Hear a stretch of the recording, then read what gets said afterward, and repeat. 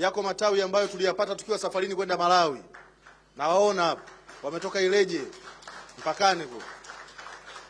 Karibuni sana kwenye familia rasmi ya Young Africans, na hii ndio maana ya klabu kubwa. Tunawashukuru sana kwa moyo wenu na utayari wa kuendelea kuisupport klabu yenu kwa vitendo. Lakini yalikuwepo matawi sugu. Haya nayo tuyapongeze. Yalikuwa na miaka mitatu tangu uchaguzi uliopita, hajawahi kupata ithibati. Na tawi moja sugu, nitamwomba mwenyekiti wake asimame, yuko hapa, anaitwa Bwana Kaisi Edwin, tawi la Uhuru Kariakoo.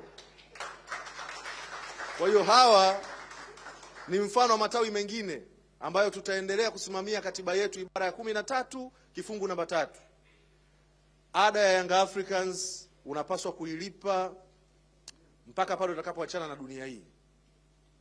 Hela yetu itadaiwa kama rejesho la benki. Mfano mzuri yule pale. Sasa baada ya kusema haya, kwa umaalumu wake, Young Africans tunaelekea kwenye uchaguzi wa matawi. Huu ni mwaka wetu wa uchaguzi wa matawi na mwaka wetu pia wa uchaguzi mkuu. Na waomba sana viongozi wa matawi mliopo hapa, kwa heshima kubwa ya kuheshimisha klabu yetu, muendelee kuisimamia katiba yetu. Muisome vizuri, muielewe na mkaisimamie. Kwa sababu nasema hivyo, hii katiba yetu inasema hivi, ibara 62. Ukiwa peke yako umesajiliwa, unaitwa mwanachama. Mkifika 100 mnabadilika jina, mnaitwa tawi. Na nyinyi ndio mnakuwa wamiliki ya lile tawi. Mnaamua kuchagua wenzenu ambao watawaomba ridhaa wakawawakilishe kwa niaba. Watakuwa 9. Kati ya 9, 5 ndio watakwenda mkutano mkuu. Maana yake ni nini? Maana yake ni kwamba yako matawi ambayo miaka mitatu yalilipa ada, lakini mpaka sasa hivi hayajafika 100. Nachukua nafasi hii kuyakumbusha yaweze kufanya hivyo, kwa sababu bila kufanya hivyo yatakosa hadhi ya kuwa tawi. Maana yake utakapokuja uchaguzi wa matawi, katiba itakuwa imewabana kuweza kuchagua viongozi tena ambao hao watakuwa wawakilishi wakati wa uchaguzi wetu mkuu. Na hii muelewe vizuri, hakuna tawi lolote linalokuwa na chini ya watu 100, yaani hata uwe na 99, hautafanya uchaguzi wa kuchagua viongozi ambao watakwenda kupiga kura za kuchagua kamati tendaji baada ya miaka 4. Hilo lieleweke na liwe wazi kabisa. Sisi kazi yetu kama idara, tutaendelea kuhakikisha tunawasupport, tutaendelea kuhakikisha tunakuwa nguzo bora na daraja imara kati ya uongozi wa juu ambao mmeupa dhamana, ambao uko hapa, na nyinyi wanachama, kuhakikisha tunawasimamia na kuwaunganisha kuwa kitu kimoja muda wote. Jukumu letu sisi ni kuepukana na migogoro isiyokuwa na tija, kuhakikisha Yanga inakuwa imara na inasonga mbele.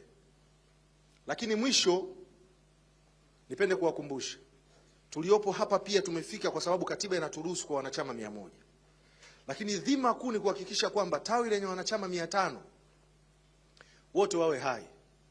Na ndio maana sisi kama idara tumeyacategorize, tumeyanyumbulisha Kiswahili sanifu matawi yetu kwenye ngazi mbalimbali. Tunayo matawi ya kawaida ya wanachama, tunayo matawi ambayo kulikuwa kuna vikundi vinatumia nembo ya Yanga. Tumeweza kuvifanyaje? Kuvirasimisha. Sasa ni wanachama halali na rasmi.